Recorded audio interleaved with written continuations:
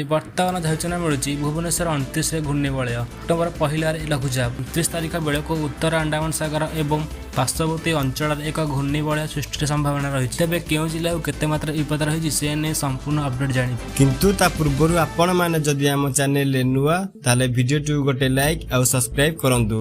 Subscribe କରିବା ଦ୍ୱାରା ଆପଣ ମାନେ ସର୍ବପ୍ରଥମେ ଆମ ଭିଡିଓ ଦେଖିପାରିବେ। ଏବେ ଚାଲନ୍ତୁ ଡେରି ନକରି ସମ୍ପୂର୍ଣ୍ଣ ଖବର ଉପରେ ନଜର ପକାଇବା। ଏବେ ଯାହା ସୂଚନା ମିଳୁଛି ଏହି ଘୂର୍ଣ୍ଣିବଳୟ ପ୍ରଭାବରେ ପରବର୍ତ୍ତୀ 48 ଘଣ୍ଟା ଉତ୍ତର ଆଣ୍ଡାମାନ ସାଗର ଓ ପାର୍ଶ୍ୱବର୍ତ୍ତୀ ପୂର୍ବ କେନ୍ଦ୍ରୀୟ ବଙ୍ଗୋପସାଗର ଅଞ୍ଚଳରେ ଏକ ଲଘୁଚାପ ସମ୍ଭାବନା ରହିଛି। ଫଳରେ ଅକ୍ଟୋବର 1 ରାଜ୍ୟର ବିଭିନ୍ନ ସ୍ଥାନରେ ବର୍ଷା ସମ୍ଭାବନା ରହିଛି। ଏହି ଲଘୁଚାପ କ୍ଷେତ୍ର ଆହୁରି ଘନୀଭୂତ ହେବାର ସମ୍ଭାବନା ରହିଛି। ଏହା ଘନୀଭୂତ ହେବା ପାଇଁ ପାଗ ଅନୁକୂଳ ରହିଛି।